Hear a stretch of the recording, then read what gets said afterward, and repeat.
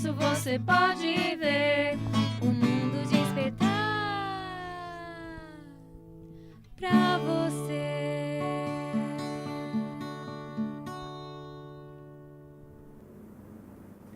Olá pessoal, como vocês estão? Espero que tenha sido uma excelente semana, de muita luta, mas a gente sempre espera muita vitória.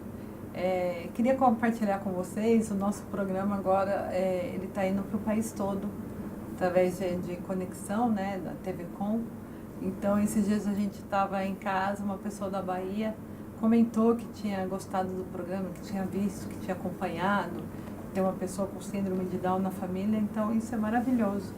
Então, quem estiver em outros cantos do país e estiver vendo nosso programa, manda uma mensagem, é muito legal a gente ver, entender a necessidade de vocês em outros estados, né? Porque a gente está em São Paulo, não que todas as mães tenham atendimento gratuito, tudo seja maravilhoso, não é isso. Mas muito em outros estados pode ser até um pouquinho mais complicado. Então, mandem sua mensagem, converse conosco.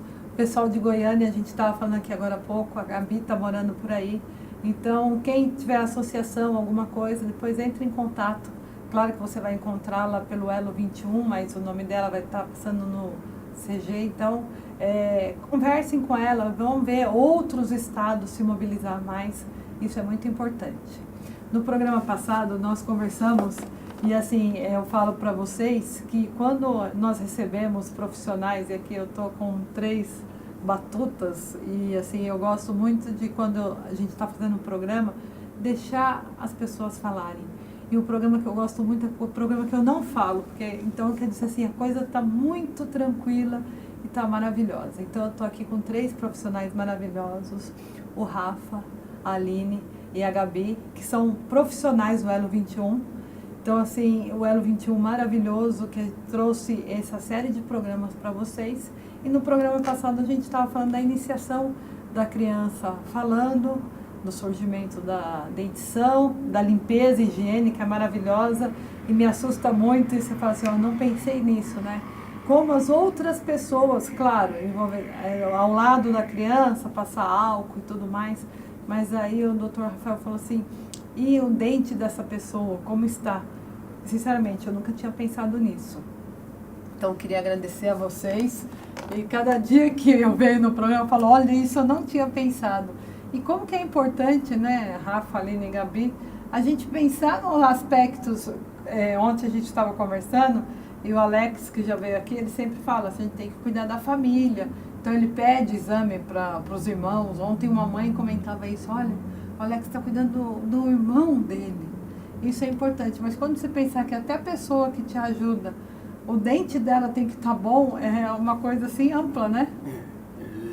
Você vê como é a coisa que você falou, a gente não pensa, né, às vezes, até quando, como eu vim de uma família de dentistas, eu respiro isso desde criança, né, eu brinco, tem aquele cheirinho de dentista, que era daquele curativo antigo, que era um cheiro de óleo de cravo, sabe, ainda é usado na odontologia. Eu brinco, meu pai chegava, eu sentia do corredor que meu pai estava chegando com aquele cheiro, e as pessoas não gostam, eu amo esse cheiro, né, então eu cresci vendo, né, vivendo odontologia, a gente vai criando fora os estudos, eu adoro quando eu vejo alguma coisa que eu aprendi com a minha família, pela experiência clínica, e eu vejo estudos sendo publicados, né, a respeito dessa higiene, né, estão aprofundando, como é que tá, problema periodontal, né, que é o problema do tártaro, e a pessoa beija, e como é que essa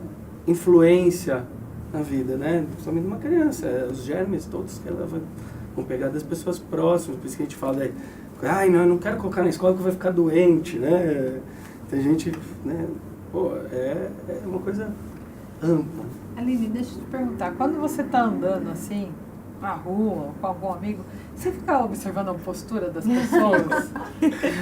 A postura é a forma como anda.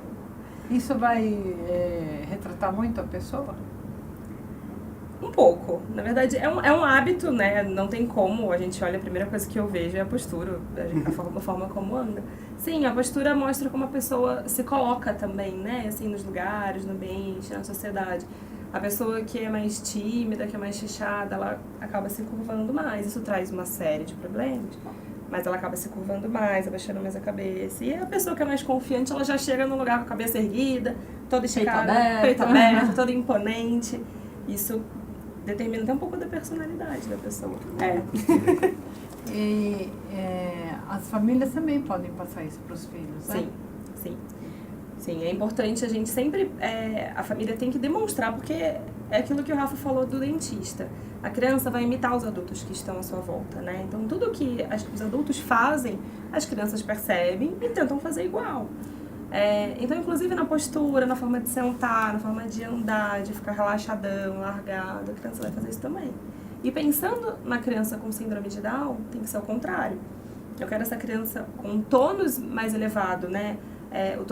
A musculatura mais ativada, mais firme. Então eu quero ele muito melhor posicionado do que uma outra criança. Né? Senão vai acarretar uma série de comorbidades, de outros problemas que uma outra criança talvez passasse desapercebido, não tivesse. Mas que o Down tem uma chance um pouquinho maior de ter. Isso aconteceu, desculpa te interromper. Não, isso aconteceu com um paciente idoso que foi ao Elo numa consulta interdisciplinar.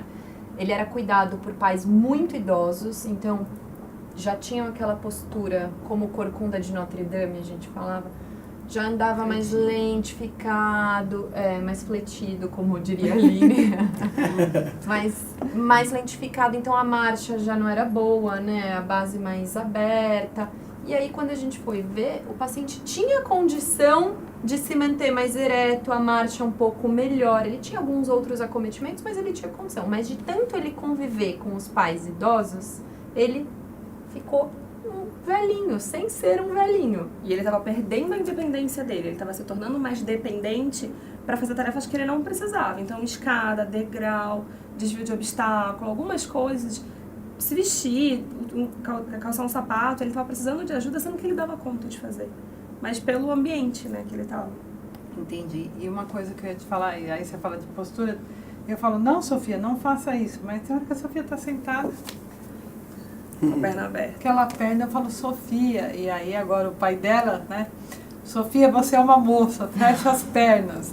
Mas assim, é uma coisa impressionante, né? Claro que eu acredito que ela vai ter aquela abertura lateral total, mas aquilo também não é bom, né? Não. O que acontece? Eles fazem isso para abrir a base, né? Então, quanto mais a minha perna está aberta, mais equilíbrio eu tenho, porque minha base é maior. Mais fechada, menor a base, eu preciso me equilibrar muito mais. Pensando na criança hipotônica, que tem uma dificuldade na propriocepção, quanto maior a base, mais ela é independente aqui em cima. Então, menos ela tem que se preocupar, menos ela precisa de recurso, de propriocepção, de equilíbrio, de distúrbio de movimento. Então, eles acabam fazendo isso. Associado a isso, eles têm uma frouxidão ligamentar que possibilita que eles abram a perna daquele jeito. E eles acabam utilizando disso como recurso para fazer troca postural, para se manter sentado. E principalmente, às vezes, os bebezinhos, para passar de deitado para sentado, em vez de eles passarem como a gente passa, eles viram de barriga para baixo, abrem bem as pernas e utilizam da mão para escalar. Não fazem força em musculatura abdominal e paravertebral. Isso pode acarretar uma luxação de quadril. Ele já tem essa facilidade pela hipotonia, pela frouxidão ligamentar e por esse movimento excessivo, essa amplitude de movimento exacerbada. Eles usando isso no dia a dia, a chance deles terem uma luxação de quadril é maior. Só que isso vai prejudicar principalmente lá na vida adulta. Porque a cirurgia de quadril, né, a forma de correção de uma luxação de quadril é só cirúrgica, não existe outra forma. É uma cirurgia grande, de uma articulação grande, que vai ter um desgaste físico e emocional da criança e de toda a família. É um tempo de gesso que vai ser no mínimo de 30 dias. Essa criança acamada, com gesso no quadril, ela vai perder função, vai demorar muito mais o desenvolvimento dela, vai atrapalhar tudo, a independência dela. Então a gente tem que evitar, para a gente evitar essa luxação de quadril. Gabi, falando em perder função, então sempre quando eu falo isso eu fico muito chocada, muito triste até hoje. E eu acredito, claro que a gente sempre quer acreditar que o teu filho estaria muito melhor, mas o que acontece com a Sofia? A Sofia nasceu prematura e ela nasceu com 1,6 kg, então o protocolo do hospital, ela nasceu em um excelente hospital e era 1,8 kg alto. E aí um dia eu estava lá no hospital, eu falei, Anderson, a Sofia deve ter pego alguma coisa no pulmão, eu estou ouvindo um barulho, tá estranho. Não, Dani, não é nada disso. Quando nós fomos perguntar para o médico, eu falei, não é esse ar? Porque a UTI é um frio, né? Eles falaram assim, não, a Sofia tem traqueomalácia. Bom, aí ela vai fazer muito barulho, até 2 anos, coloca o travesseirinho um pouquinho mais no alto e tudo mais, tranquilo, vai passar. Bom, a Sofia nunca conseguiu pegar o seio, não mamou, então nós tivemos, infelizmente, tivemos que ir para o leite e eu fiquei muito triste. Mas a Sofia em casa, aí nós tínhamos que tomar uma decisão estratégica e aí eu abri mão desse convênio que era excelente e fui no convênio que era onde eu estava trabalhando, que não tinha tantos recursos e tudo mais. A Sofia pegou bronquiolite. Sofia pegando bronquiolite, eles já levaram para UTI, porque no hospital me ensinaram a dar aquela Dr. Brau. E quando estava no hospital não era Dr. Brau, a Sofia engasgou, aí eles falaram, não, vai para UTI e tudo mais. Só que lá na UTI, a primeira coisa que fizeram, sonda. A Sofia ficou 51 dias com essa sonda. Na realidade, 49 dias. Porque aí eles não davam remédio, não davam nada e começaram um monte de criança na UTI ficar mal. Eu falei, olha, a gente precisa sair daqui, que a Sofia não estão fazendo nada aqui. E só naquela sonda. Bom, a Sofia, para mamar, eu tinha que quase que jogar um leite dentro da garganta dela e ela perdeu toda a função. Então, quando fala que perde a função, então assim, ela entrou no hospital que ela mamava 120 ml, que eu achava assim, e saiu com 30, eu tinha que ficar aqui no dedão segurando a Sofia. Mas por que eu tô falando tudo isso? Eu tenho muito medo dessa perda de função logo quando é bebê, e que isso pode acarretar no futuro. Você pode falar um pouquinho da traqueomalácia para as mães?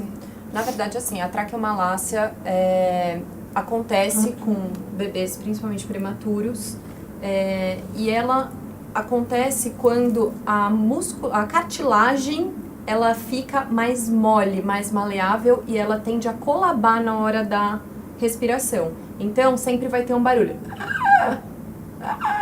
Como se estivesse colabando na hora que o bebê vai puxar o ar. Por que melhora com 2 anos? Porque a criança vai crescendo, então a cartilagem vai aumentando, junto com toda a estrutura do corpo, e ela vai ganhando um pouco mais de firmeza. Então a tendência é que ela pare de colabar, tá? Então, normalmente acontece isso. Existem graus de traqueomalácia e normalmente quem vai dizer o grau é um otorrino, porque aí tem uma série de exames que são feitos. Esse é um ponto. A bronquiolite é outro ponto, né? Bebês prematuros têm a tendência a serem mais internados do que bebês não prematuros, do que bebês a termo. E a bronquiolite, provavelmente os pediatras vão saber dizer melhor, mas é uma das causas de maior internação para bebês, né? A criança entrou no ambiente hospitalar, ela está há 24 horas já acamada, ela vai perder função, independente de qual seja o motivo da internação. Uma internação por uma questão respiratória já é muito maior, né? Essa perda de função. E aí não é só perda de função oral, é a perda de função muscular, é a perda de função motora. Então, às vezes, a gente está trabalhando com o bebezinho, mesmo que ele seja muito bebê. No elo, por exemplo, a gente está trabalhando o controle cervical e a própria amamentação no seio ou na mamadeira. A criança foi internada. A gente já se preocupa porque, com certeza, o que a gente trabalhou vai ser perdido. Mas isso, a longo prazo, não tem interferência, porque a gente tem um tempão aí, até virar a longo prazo, para a gente retomar o trabalho e ganhar tudo isso de novo. Às vezes, acontece um atraso nesse ganho, mas nada que a gente não consiga suprir lá na frente. Então, a gente não precisa se preocupar em termos de função oral a longo prazo, porque é curto prazo mesmo. Internou, ficou ruim, normalmente até vai fono olhar, vai físio respiratória. Então a gente sempre dá um jeito, mesmo em ambiente hospitalar, de já tentar suprir um pouquinho dessa perda.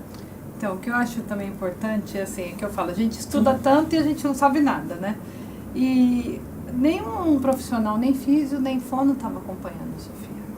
Aí foi um dia que eu falei, Anderson, eles não estão aqui não tá, a Sofia não tinha tomado nenhuma vacina, o hospital não deu, porque falou que aí é UBS, é uma questão de município, né? Mas aí eu falei, o que está acontecendo? Aí tivemos que ir lá na assistente social e falar, escuta, eu tenho um bebê aqui que ele não toma nenhum remédio, ele não está tomando oxigênio, nós estamos aqui e ele não acompanha de nada. Então, aí que começaram a ir a fono, porque aí para ela sair ela tinha que mamar e aí ela não sabia mais fazer nada. Então, eu acho que é importante as mães, e uma coisa que eu falo para vocês, um bebê pode ter muito mais, ainda mais prematuro, pegar doença, mas o que eu fiz? Eu fiz uma coisa que eu falo para vocês, não façam. Teve um dia, era aquele feriado de novembro, que pegava do dia 15 até o dia 19, deve ter passado pela minha casa umas 25 pessoas. Então, assim, é tudo de errado. Então, hoje nasce uma criança, eu não vou ver a criança. E não é assim porque eu não quero ver a criança. Não vão ver a criança, não faz isso. Você só vai prejudicar. Eu acho que foi tanta gente, também todo mundo sabia que a Sofia teria síndrome de Down, nós somos bem claros. Mas eu acho que até todo mundo para falar, ela está sendo bem acolhida e tudo mais. Aí foi uma via sacra em casa. Isso é totalmente errado, né? Então, eu acho que as mães têm que saber isso. E quando a gente falar o próximo, 25 pessoas, um monte de germe Eu bactéria. fico chocado, às vezes, no hospital, né? Quando a Maria, a última, nasceu, o meu quarto, eram 2 quartos com uma antessala, porque teve um upgrade de quarto. E, nossa, quanta gente dá para fazer uma festa no quarto. E realmente vira uma festa, né? Porque vai a família inteira. E eu sempre falei, putz, nessa fase, né? Então, a criança ainda desenvolvendo ali, né? As primeiras E a mãe também, contatos. né? Tem tamanho? Nem Acabada. se diz, né? Consegue levantar, consegue fazer as coisas, Não, se alimentou meu, bem. graças a Deus, com 4 dias eu estava dirigindo do Morumbi para cá, para Guarulhos, até porque a Sofia precisava de cuidado e eu não pude ficar. Mas então, assim, mãe, cuidado com isso, se tem uma perda, com um dia tem perda. Então, eu acho assim, acabamos de falar que tem que ser uma coisa diária, né? Uma brincadeira diária e tudo mais. E o que eu queria comentar com vocês, na caminhada tinha um pessoal de odonto lá mostrando os dentes. Eles queriam falar muito quais são os problemas, Rafa, que tem uma criança com síndrome de Down. Eu falei, eu acho até legal, mas uma mãe que está numa caminhada, ela não vai perceber tanto isso. Eu acho que se você levar uns bichinhos, tal, um monte de dentões, assim, para as crianças verem, eu acho que talvez é mais lúdico do que a gente ficar falando tantas as coisas que acomete. O que você acha, É por isso Rafa? que eu acho super importante a primeira consulta. Todo mundo acha que é só quando nasce os dentinhos, né? Eu recebo muito paciente, eu falo, pode sair de casa, no primeiro ano já tem que ter tido essa primeira consulta. Eu brinco que essa primeira consulta, às vezes não é nem dentro da sala, muita gente é preocupada, mas eu vou pagar tanto e ele nem vai mexer. Eu falei, mas você vai ter tantas orientações, às vezes eu sento na sala de espera com o pai, eu falo, tem que ser confortável, vai ser um bate-papo. Depois, e outra, Aí ele fala, isso aí foi consulta, eu fui lá conversar e ele vai estar me cobrando. A gente, só que é tão importante, você viu tantas coisas que você falou, nunca pensei nisso, né? O que a gente aborda, o que é muito importante? Qual que é a cronologia de erupção que a gente falou? Esses dentes têm normalmente anomalias de formas, né? Eles têm às vezes mais pontudinhos, uma diferença no esmalte, mas não tem falta de esmalte, que é uma coisa boa. A gente tem muito apinhamento, né? Giroversões, aqueles dentinhos apinhados um por cima do outro. E também por conta do desenvolvimento, né? A arcada, se não desenvolver bem, esses dentes não vão caber ali. A genesia, falta de alguns dentes é normal, é comum. E Rafa, você acha, você estava falando do céu da boca funda, a Sofia tem, com certeza. Aparelho funciona? A gente comentou A gente isso tava vindo para cá. conversando, Né? Ela vai perguntar isso. Eu falei, todo mundo vai perguntar isso assim.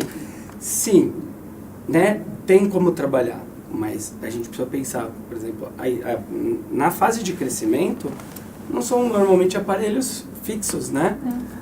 São aparelhos móveis, então a gente precisa de uma colaboração do paciente, o que torna um pouco mais difícil, dependendo do nível de desenvolvimento, de estímulo que tá. Cada um, né, tem um estímulo em casa. É possível, tem escolas que usam o disjuntor para desenvolvimento dessa arcada, então tem tratamento. E principalmente a gente pode trabalhar nos fatores que estão diminuindo essa expansão, né? A respiração bucal, otorrino é um deles. né? A gente trabalhar a fono, né? Todo esse posicionamento de língua é o que vai fazer. A alimentação, né? A Nutri, eu tenho neném, não, crianças, né? Não chamo mais de neném, que não se alimenta, papinha, sopa. Importante a mastigação. É algo que a gente tem que tomar uma decisão em equipe. Mesmo que os profissionais que estejam assistindo falem, mas eles estão falando do mundo perfeito. Aqui tem uma físio, uma fono e um dentista trabalhando juntos. a comunicação entre os profissionais, independente de trabalharem juntos ou não, é muito importante. Porque a gente tem uma paciente, por exemplo, com o palato mais atrésico, mais em ogiva. Então, o Rafa vai falar pra mim, Gabi, eu tô pensando em colocar um disjuntor, que é um aparelhinho que você coloca no céu da boca pra expandir. Mas, aí eu vou falar, Rafa, mas eu tô trabalhando mastigação e deglutição com esse paciente. Se a gente colocar agora um aparelho, como é que vai ficar essa função dele? Aí o Rafa vai repensar. Ou, Gabi, eu preciso colocar isso de qualquer jeito. Tem como você trabalhar com esse aparelho? Então, assim, às vezes a gente está prejudicando a vida do paciente e o andamento da rotina, da família, por conta de um aparelhinho. Se a gente se conversar, se os profissionais se conversarem, a gente vai evitar um problemão na vida do terapeuta, do paciente e da família. E o objetivo é você ser atendido mais rápido também, né? Eu sei que uma coisa que a Sofia faz é aquilo lá. O Anderson falou que filha dele não chuparia chupeta. Filha dele chupa dedão. Então é uma coisa muito pior. Aí tem uma coisa, entra muito, né? A outra dúvida, chupeta, né? Minha filha usa, né? Tem que falar a verdade. Mas agora é no máximo até 2 anos. Chupeta ortodôntica. Ah, mas, pô, não, ele tá falando pra dar chupeta. Eu falei, não, entre chupeta e dedo é melhor chupeta. Então, porque a chupeta você joga fora. Você e o dedo da Sofia? É muito mais difícil de tirar o hábito, entrou no ponto, é muito mais difícil de tirar esse hábito. E como é que você controla a noite? E o dedo tá aqui, né? O dedo tá aqui. Não, e chegou uma época que nós colocamos um aparelho lá, o pessoal da equipe, é uma equipe que eles tratam pacientes especiais, e aí eles falaram, vamos colocar um aparelho com os ferrinhos para a Sofia ficar com dor. Você acha que adiantou? Entortou o aparelho, mas o dedo continua. E isso trabalha tanto na fono, eu não sei o que o dedo nós é muito vamos difícil, fazer. porque a chupeta entra muito, né, alimentação. Quando a mama bem, ela não precisa daquilo, porque muita gente usa como o complemento ali, quando suga menos, você não sente a saciedade, né? Então, quando quem mama, normalmente, ele também tem o conforto emocional, né? A da sucção ali. Tipo, a Maria, eu não deixei levar para a maternidade, nem chupeta.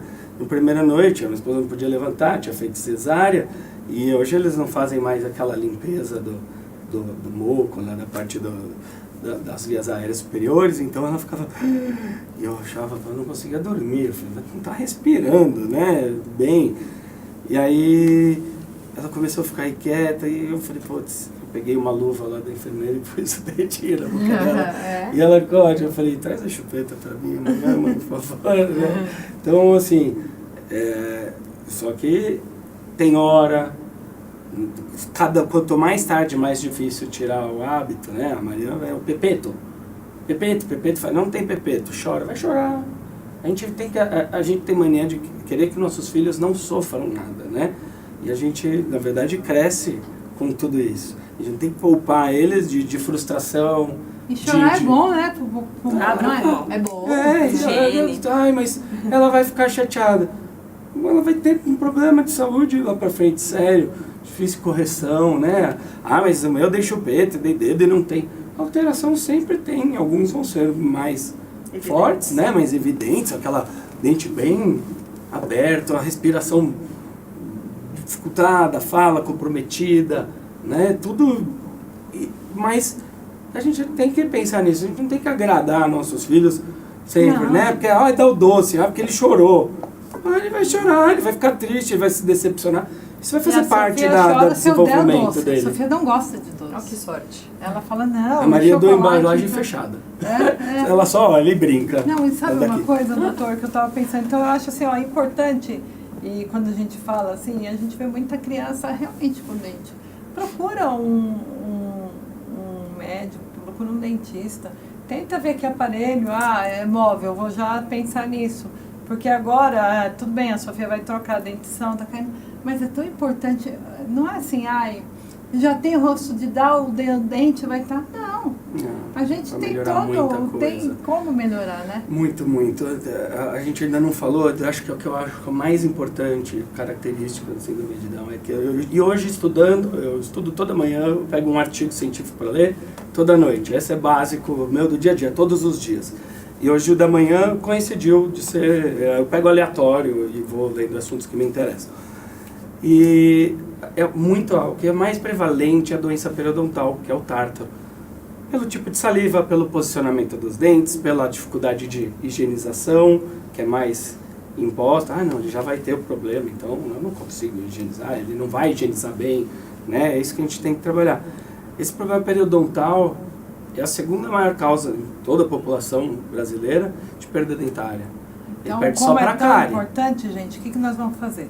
Já me falaram que está terminando, de novo, e a gente vai voltar para gravar o último programa, e aí, assim, eu vou abrir o espaço, então não percam o próximo, porque o espaço para eles falarem assim, o que eles acham tão importante em cada uma das áreas, e depois, claro, a interdisciplinaridade, mas assim, o que eles acham importante em cada uma, e aí eles falam, o programa é deles, e eles vão falar assim, dar algumas dicas. Gente, tártaro, segunda maior causa. Perda dentária Então, no você Brasil. já pensou?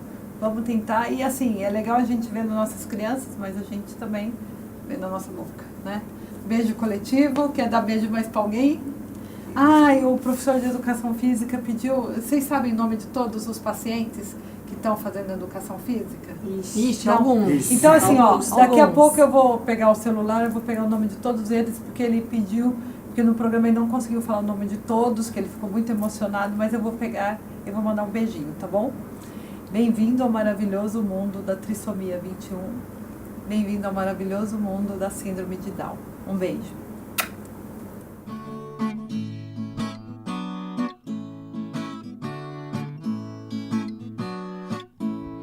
Eu vim para encantar você. Eu vim para despertar em ti algo diferente que você vê e que só existe em mim. A maneira Down Up de ser. Em 21 de março você pode ver.